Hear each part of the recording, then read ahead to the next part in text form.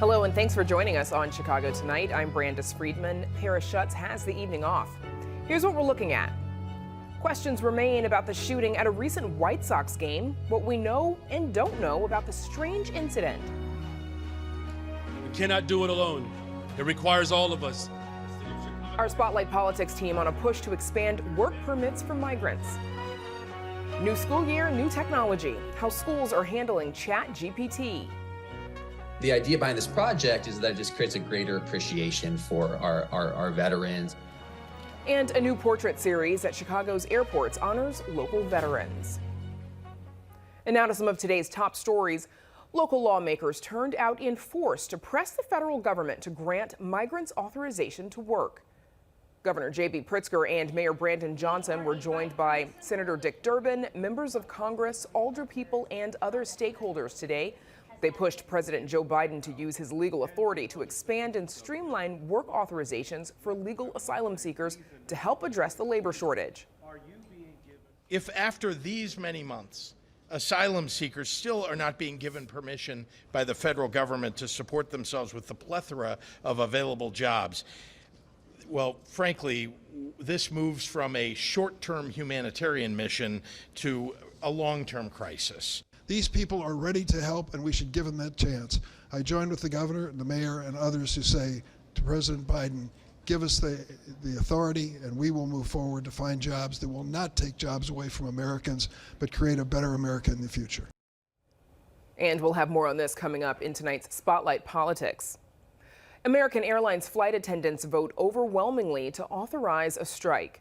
More than 99% voted for the strike authorization as contract negotiations stall over pay. Flight attendants at American say they've not received raises since 2019. American's pilots ratified a contract earlier this month, raising pay by an average of more than 40% over 4 years. The flight attendants' strike authorization vote does not mean that a strike is imminent. Federal mediators will get involved first. American isn't the only airline dealing with union contract issues, though. Flight attendants at United Airlines plan to picket at airports tomorrow, and pilots at Southwest Airlines are also pushing for a new contract.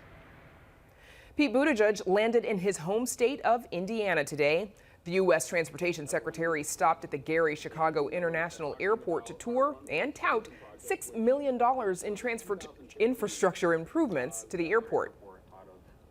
We believe in this airport, in the city of Gary, in Lake County, in the region, and in the future of Indiana, which is part of why we're here. And First Lady Dr. Jill Biden hit Chicago today ahead of Labor Day. I am the First Lady of the United States, and I am a proud card-carrying union member. Dr. Biden joined Chicago Federation of Labor today to honor union labor in Illinois and America for their work. She says Chicago is and will always be, quote, union strong. Up next, what we still don't know about the shooting at the White Sox game last week. Chicago Tonight is made possible in part by Alexandra and John Nichols, the Jim and Kay Mabey family, the Polk Brothers Foundation, and the support of these donors.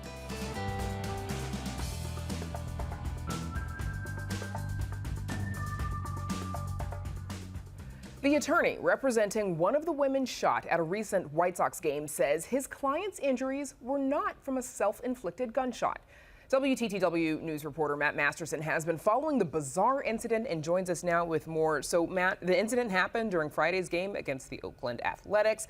Still, details about the incident are a little bit scarce. Recap for us what we do know about that shooting. Right, so we know it happened during the fourth inning of this game and that 2 women were injured. It was a 42-year-old woman who was shot in the leg and hospitalized, and a 26-year-old who suffered a graze wound to her abdomen.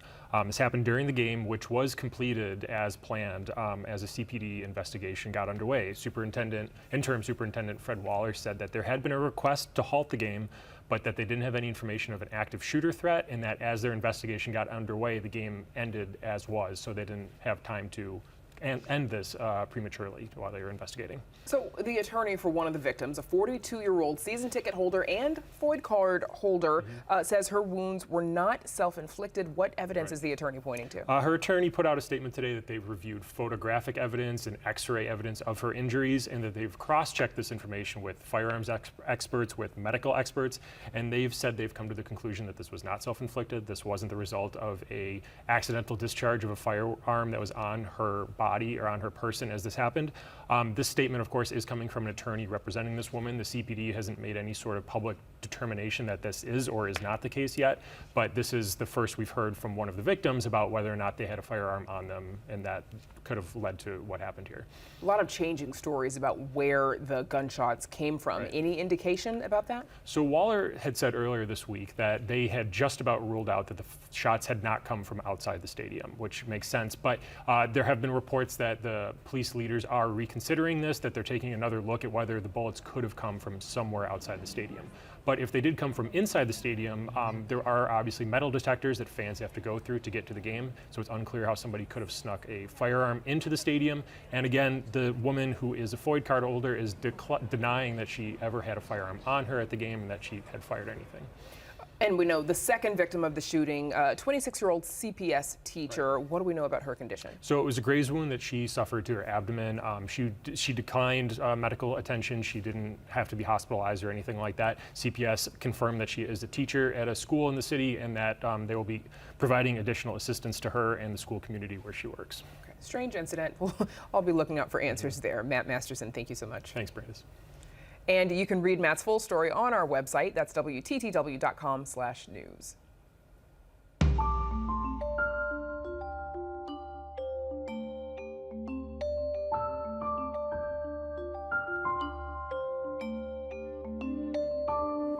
College students juggling multiple responsibilities might find a shortcut through artificial intelligence apps like ChatGPT. But there's also concern that the shortcut cheats students out of a learning opportunity. It's a technology teachers have had to grapple with as ChatGPT has become a flashpoint for some schools. Joining us to talk about how they're handling it in their classrooms are Nina Wida, Assistant Professor of Instruction at Northwestern University, and Russell Johnson, Assistant Director of the Undergraduate Religious Studies Program at the University of Chicago. Thanks to you both for joining us. Nina Wida, you've allowed your students to use ChatGPT. Why? I think it's important to educate them about the limitations of ChatGPT and provide them with hands-on experience discovering what those limitations are. I have found that my students are discouraged by the prominence of ChatGPT in professional fields and academic fields, and they sometimes doubt their own marketability.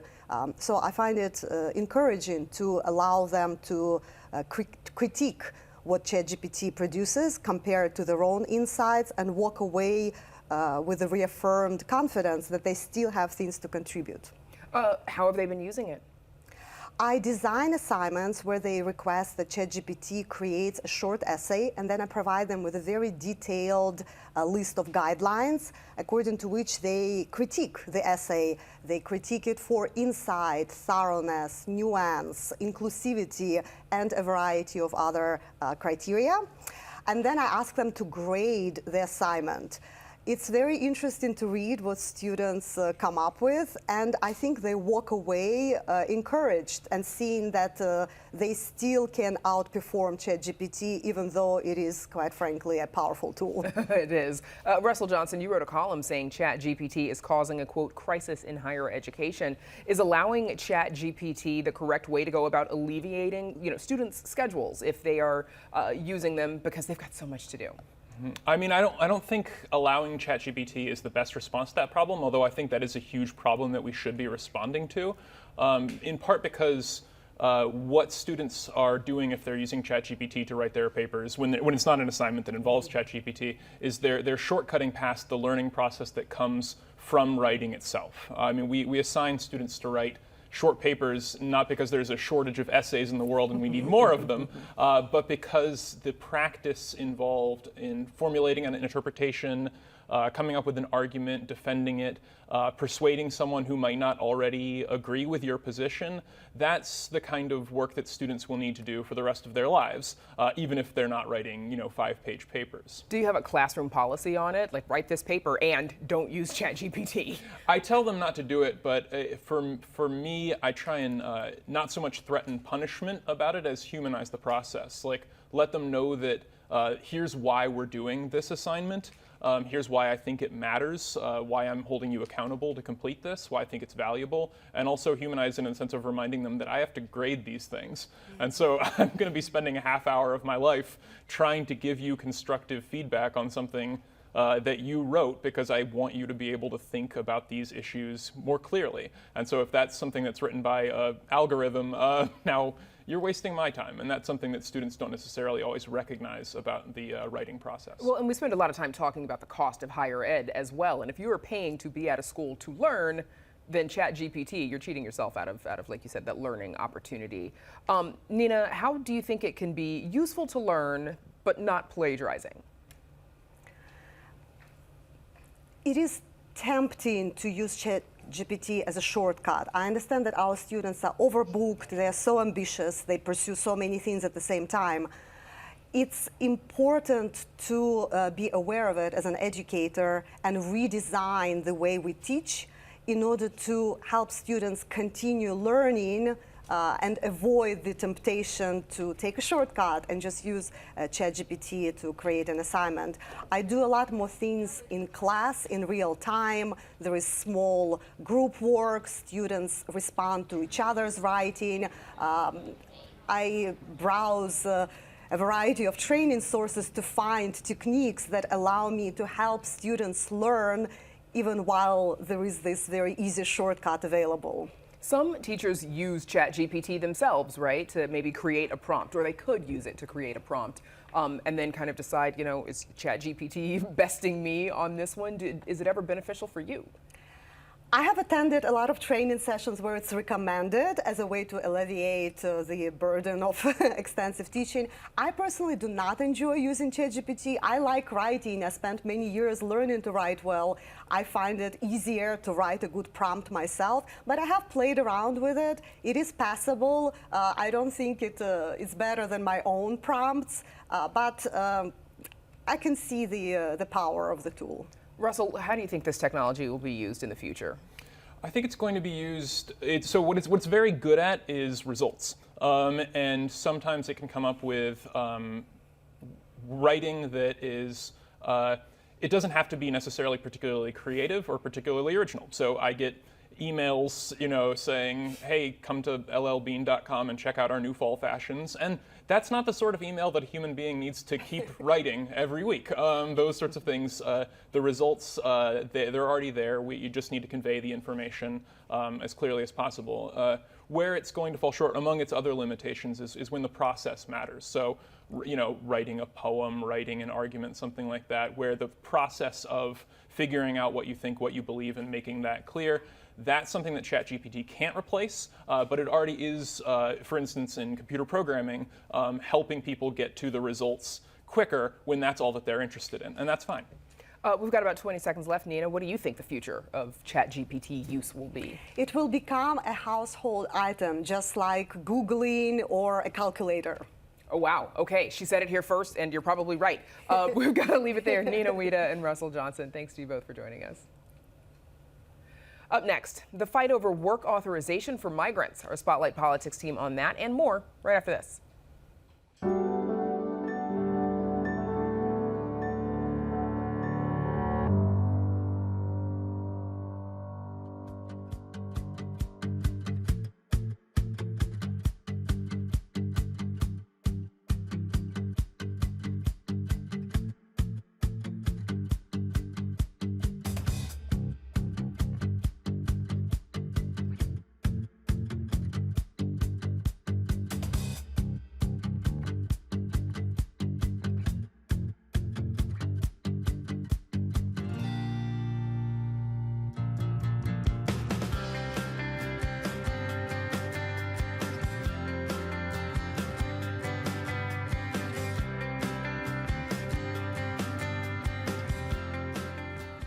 Illinois political leaders demand help from Washington to tackle a burgeoning migrant crisis. CTA Chief Dorval Carter under pressure over lackluster service and a plan to hike taxes on luxury property sales to fund services for the homeless. Here with all that and more is our Spotlight Politics team, Heather Sharon, special guest Nick Blumberg. Hey, gang. So this week marks the first anniversary of the arrival of migrants being bussed from the southern border, from Texas specifically by the governor there, Greg Abbott. More than 13,500 arrivals total in that year. Heather, officials have said that Abbott created a humanitarian crisis. Where do efforts to alleviate that stand? It is getting worse by the day as bus after bus comes, and there is simply nowhere the city of Chicago has to house these people who literally often only have the clothes on their backs and maybe a few belongings. So when Mayor Lori Lightfoot, former Mayor Lori Lightfoot, declared an emergency in Chicago 6 days before she left office, there were 450 people living in Chicago police stations. Now there are over 2,000 people living in police stations and at O'Hare, which gives you a scope of the crisis confronting Mayor Brandon Johnson. Mayor Brandon Johnson was one of a host of Illinois politicians today calling on the federal government to fast-track work authorization for non-citizens. The city of Chicago cannot go on welcoming new arrivals safely and capably without significant support and immigration policy changes. Heather, is there any indication that the federal government will actually fast-track work authorization permits, and how much of a difference would that make? Well, they're hoping that this press conference and a letter that was sent by Governor J.B. Pritzker and Johnson, as well as conversations between city officials and federal officials, will sort of will prompt President Biden to act. And what specifically they want him to do is to allow Illinois to issue work permits for migrants in industries that are suffering from a shortage. So food service, lawn care, some hospital positions are really having a hard time being filled.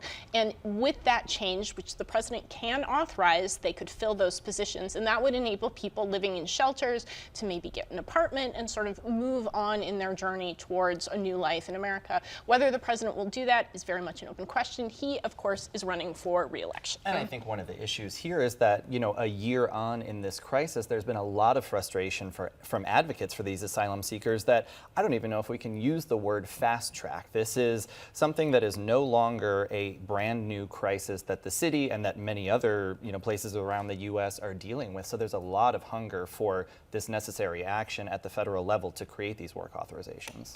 Heather, what more is the city asking for by way of support? Cold, hard cash. The city, Mayor Johnson said today, has spent somewhere in the neighborhood of $100 million to care for these migrants. The city, or the state, has spent an additional $250 million. They want the federal government to not only reimburse them for some of those costs, but to send some more money along the way to care for the people who are already here and those who are on their way as we speak. Well, and we know the city has been balancing the need to care for this influx of new arrivals with also the longstanding need of city residents, and that's caused some tension in some neighborhoods. We've all documented it. How is the mayor managing that? Well, he says that the city has an obligation as a sanctuary city, as a welcoming city, to welcome these new arrivals and to help them find their way in Chicago.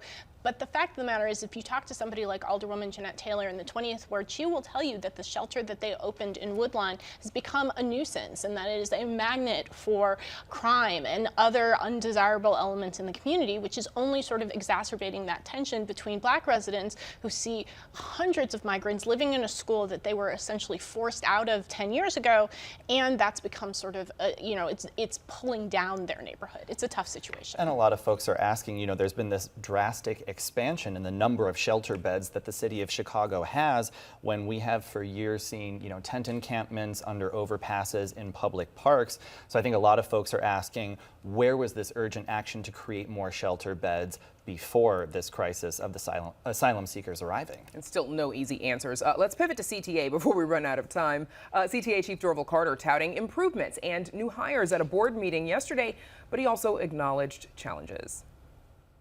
We certainly, in spite of those issues, will continue to work every day to improve on what we're doing right now. I recognize that not everyone has a positive experience writing CTA on a regular basis. Nick, you've covered a lot of CTA struggles in recent years. A lot of transportation advocates, some politicians would like to see a change at the top. Could this be the end of the line for Dorval Carter? Well, he certainly did not sound like a man looking for the exit at yesterday's board meeting. He touted the achievements of the one-year anniversary of this big CTA strategic plan to try to turn things around with all the service and staffing shortfalls that they've had, optimizing their schedules for the staff they actually do have, a big recruitment effort, but certainly a lot of day-to-day commuters, transit advocates, alder people are no fans of his. He has lost a lot of support in recent years. So far, Mayor Brandon Johnson, at least publicly, has been non-committal about whether he supports Carter's tenure as leader of the CTA. Well, and on that front, if there is a change, who gets to decide? Well, that's where it gets a little bit tricky, because the mayor is the person who appoints the president of the CTA, but the CTA is not a city department like public health or planning and development. So while Dorval Carter was appointed by a prior mayor of Chicago, he answers to the CTA's board of directors. It's sort of like the CHA, where it's this quasi-governmental agency. So unless he decides that he wishes to step down, which it sure doesn't sound like he wants to, that's where it gets a little bit hairy. 20 seconds, Nick. What are some of his failings that, according to his critics? Well, folks have long complained about ghost buses and trains that simply, they say they're going to show up on the tracker and they don't show up. Certainly safety and cleanliness have been a big issue, but it really boils down to reliability. A lot of people in the city of Chicago and the Chicago area don't drive a car, and they rely on the CTA for their essential trips, and they say they simply can't rely on it the way that they once could. Okay, that's Spotlight. Heather Sharon, Nick Blumberg. Thanks, gang. Thank you. And there's more Chicago Tonight just ahead, but first, a look at the weather.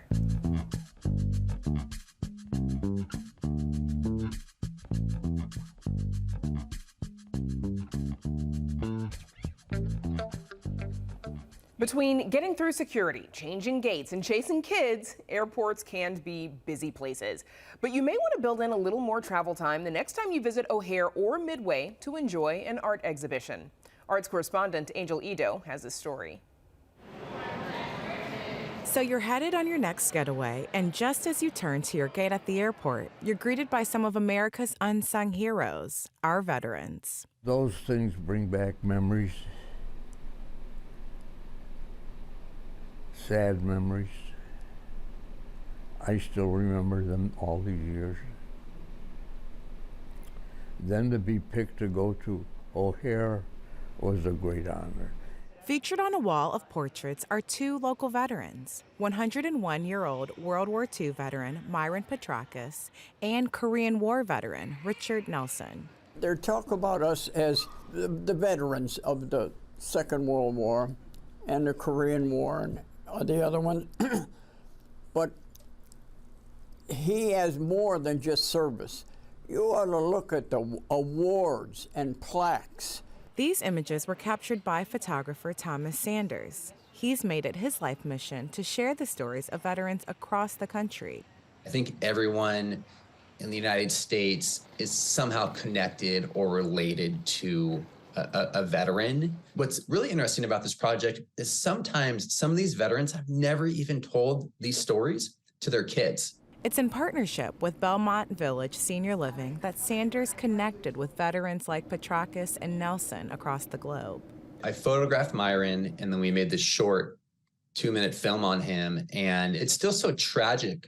Still at 100 years old, he still has trauma. They picked a lot of the fellows alphabetically and the ABC, and then they stopped near his name.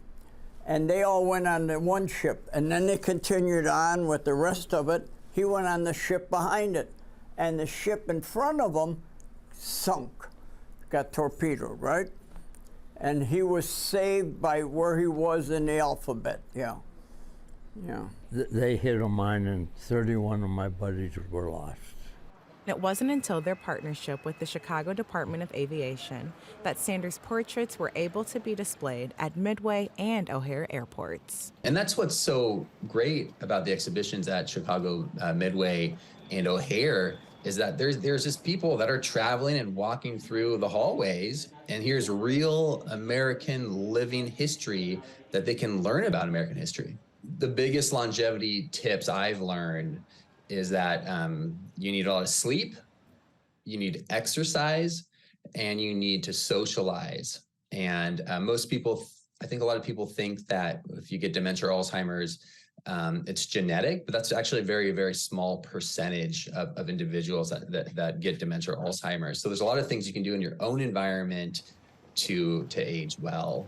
And then in terms of, any sort of advice, with veterans, I just think it's really important that if you see a veteran out and about, no matter what their age is, that you go up to them and just tell them thank you for your service. Because I do think they deeply appreciate that.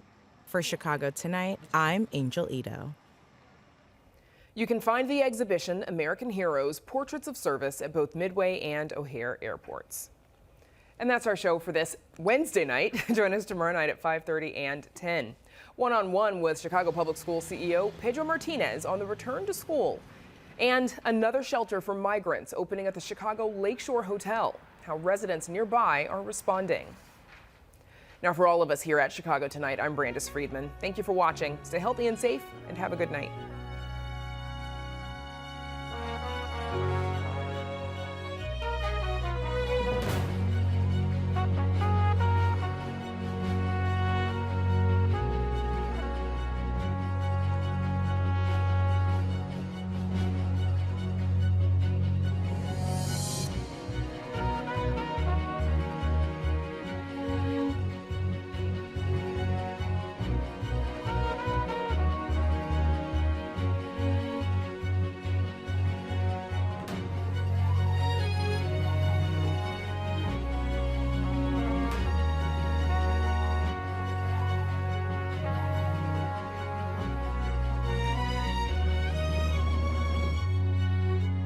Closed captioning is made possible by Robert A. Clifford and Clifford Law Offices, a Chicago personal injury and wrongful death firm, and proud sponsor of programming that offers advice and strategies to enhance the physical and mental well-being of fellow legal practitioners in Illinois.